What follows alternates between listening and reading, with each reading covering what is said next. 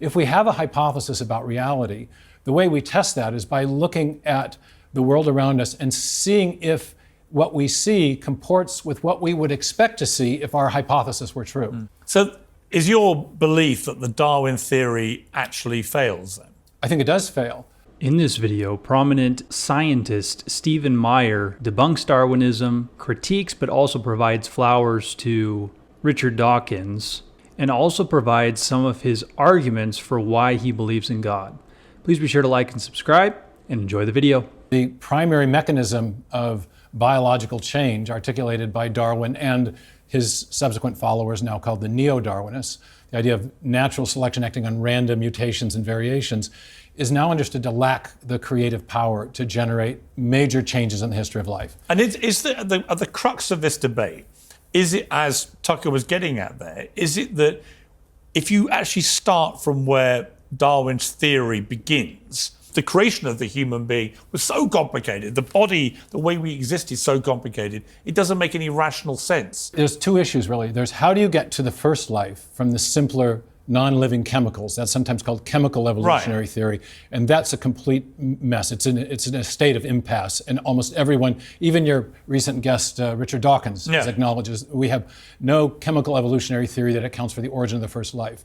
And many people don't know that Darwin didn't attempt to explain the origin of the first life. Rather, he presumed one or very few simple organisms, which we now know were not simple, and then proposed a mechanism by which you could generate all the new forms of life we see on the planet today. But even that now is being challenged because the main mechanism of evolutionary change does a nice job of explaining small-scale variation. What Tucker was referring to, I think, is adaptation. This would be examples like Darwin's finches, where the beaks get a little bigger, a little smaller in response to varying weather patterns. But it does a very poor job of explaining the major innovations in the history of life, such as the origin of birds or mammals or animals in the first place. And there in the fossil record, we do see very abrupt, many instances of very abrupt appearance without the transitional intermediates that you'd expect on the basis of the Darwinian picture of the tree of life. So is your belief that the Darwin theory actually fails then? I think it does fail. I think it captures an element of the truth. There's the small-scale microevolutionary variation is certainly a real process, and no one disputes that. Natural selection is a real process, but what's at issue now is the degree to which it has genuine creative power. And I think at this 2016 conference, the opening talk was given by a prominent Austrian evolutionary biologist, not an American talk show host.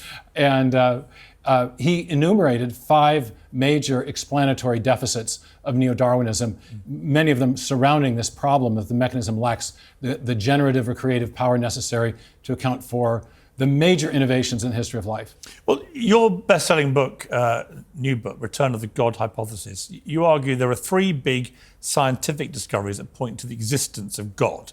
I want to go through these. One, the Big Bang Theory. So why would that lend support to a theory of a God? Or God? Well, right. Maybe just a little framing before I dive into the evidence. Professor Dawkins at Oxford has said that the universe has precisely the properties that we should expect if at bottom there is no purpose, no design, nothing but blind, pitiless indifference. And though I'm on the opposite side of this science v. God issue with the good professor, I think he does a marvelous job of framing key issues. And this is one of those great framing quotations. Because what he's saying is that whether we think of it as a scientific question or a philosophical question or both, if we have a hypothesis about reality, the way we test that is by looking at the world around us and seeing if what we see comports with what we would expect to see if our hypothesis were true. And his hypothesis is that of blind, pitiless indifference, which is a shorthand way of saying that everything came about by strictly undirected material processes. And what the materialists expected coming into the early 20th century was evidence of an eternal, self-existent universe, one that had been here for an infinitely long time and therefore did not need an external creator. What in fact the astrophysicists, the cosmologists, the astronomers found was evidence of a universe that had a definite beginning, and therefore one that could not have created itself, because before the matter of the universe came into existence, there was no matter there to do the causing.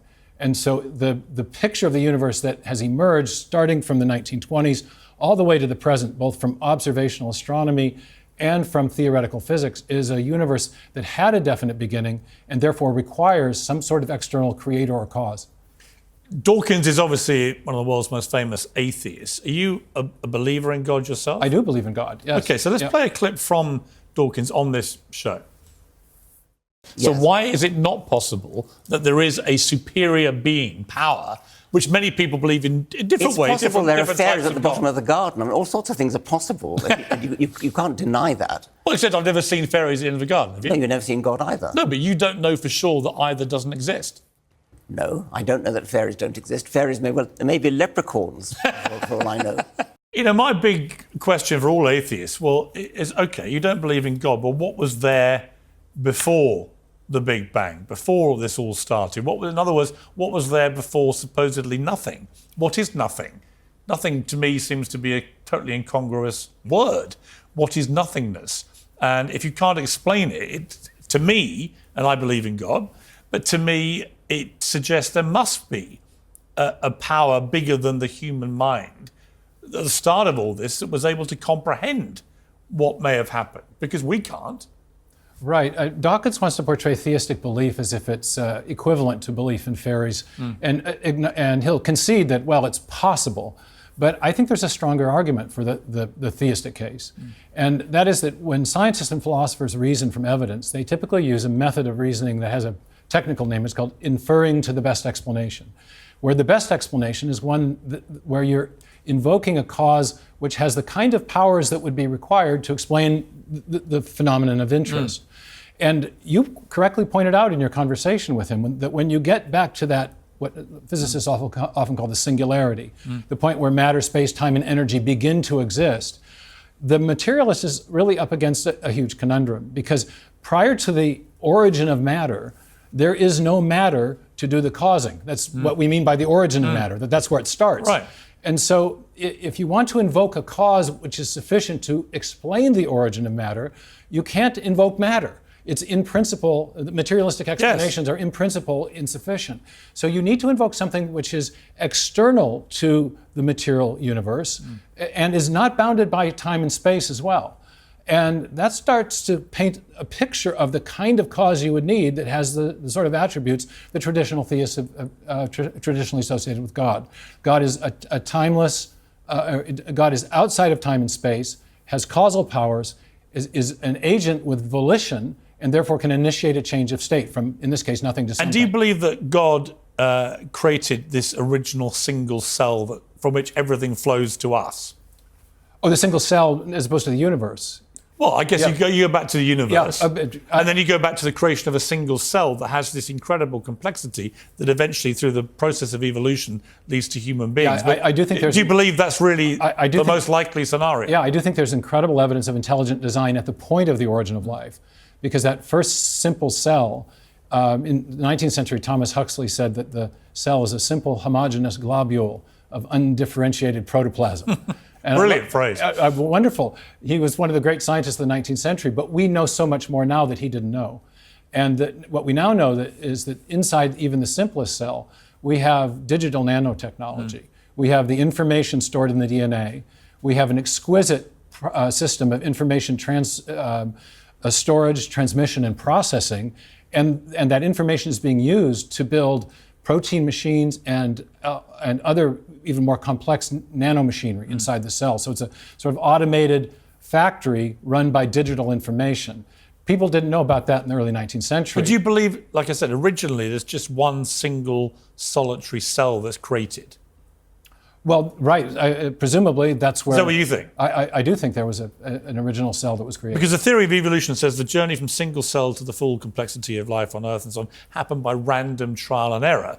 But your position, I think, is that it's so complicated, this original single cell, so complex for all the reasons you just articulated, that that's just simply not feasible, that it would be just random trial and error. It had to be the creation of some superior entity. Right. Is that right? Well, again, there's two contexts. There's the how do you get to the first cell, and then how do you get from the first cell to everything else. Let's just take the origin of the first cell. So you think the creator of the universe is God? I do. And then out of the universe comes the creation of a single cell, which again is God.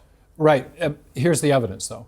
that when we see information in a digital or alphabetic or typographic form, and this is what we actually see in the DNA. When Francis Crick elucidated what he called the sequence hypothesis in the late 1950s, he realized that the 4 subunits along the interior of the DNA are functioning like alphabetic characters in a written text or digital characters in a section of software. What we know from experience is that whenever we say information of that sort, it always comes from a mind. Bill Gates, our local hero, has said that DNA is like a software program, but much more complex than any we've ever devised. Richard Dawkins has acknowledged that it functions like a machine code. Well, what we know is that software comes from a programmer. And in fact, whenever we see information of that kind, whether it's in a software program or a hieroglyphic inscription or a paragraph in a book, it always arises from a mind, not a material process. So the discovery of information at the foundation of life and even the simplest living cell, I argue, is decisive evidence of the activity of a designing mind in the origin of life.